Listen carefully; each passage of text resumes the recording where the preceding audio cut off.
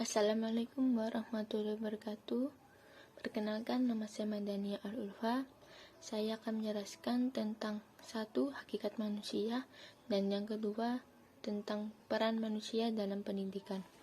Pertama, tentang hakikat manusia, saya akan menjelaskan tentang 2 poin, yaitu pengertian singkat hakikat manusia dan aspek-aspek hakikat manusia.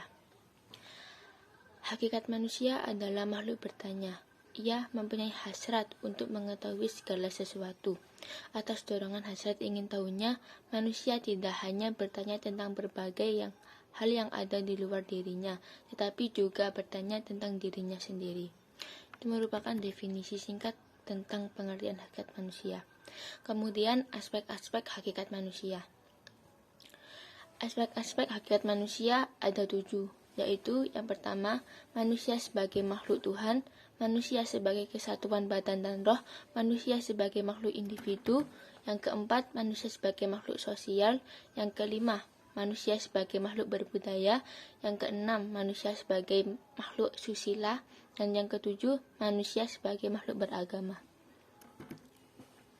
Untuk yang pertama, manusia sebagai makhluk Tuhan. Manusia adalah makhluk yang paling sempurna yang telah diciptakan oleh Tuhan Yang Maha Esa. Kesempurnaan yang dimiliki oleh manusia merupakan suatu konsekuensi fungsi dan tugas mereka sebagai khalifah di muka bumi ini. Dan yang kedua, manusia sebagai kesatuan badan dan roh.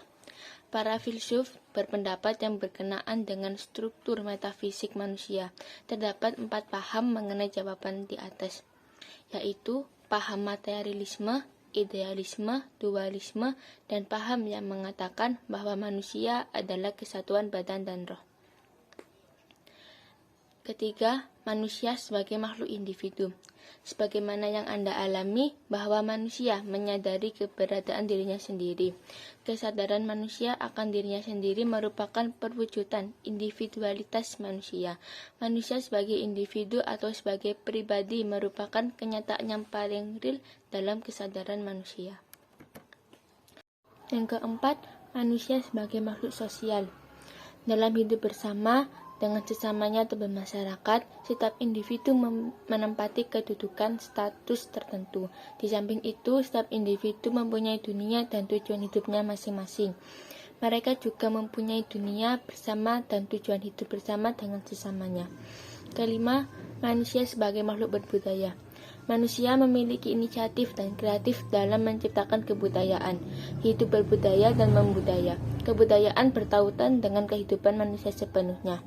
Kebudayaan menyangkut sesuatu yang nampak dalam bidang eksistensi setiap manusia.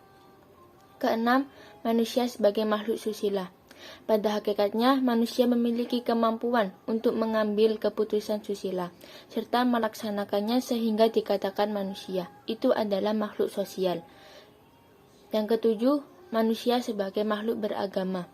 Aspek keberagamaan merupakan salah satu karakteristik esensial eksistensi manusia yang terungkap dalam bentuk pengakuan atau keyakinan akan kebenaran suatu agama yang diwujudkan dalam sikap dan perilaku. Hal ini terdapat pada manusia manapun, baik dalam rentang waktu seperti dulu, sekarang, atau akan datang, maupun dalam rentang geografis tempat manusia berada. Sekarang, saya akan menjelaskan tentang peran manusia dalam pendidikan. Pendidikan itu adalah proses memanusiakan manusia yang bertujuan membentuk insan kamil untuk menjadi khalifah di bumi. Dan dengan adanya pendidikan, diharapkan manusia mampu mencapai tujuannya di dunia maupun di akhirat. Jadi menurut saya, peran manusia yaitu berperan sebagai subjek dan objek, atau dengan kata lain sebagai pendidik dan peserta didik dalam proses pendidikan sendiri.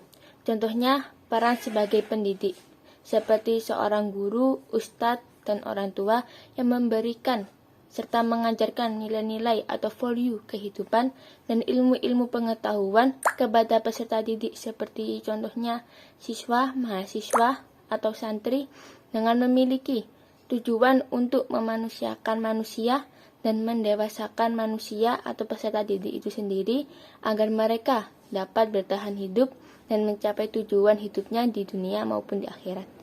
Cukup sekian yang dapat saya jelaskan tentang hakikat manusia dan peran manusia dalam pendidikan. Jika ada kekurangan kata, mohon dimaafkan. Wassalamualaikum warahmatullahi wabarakatuh.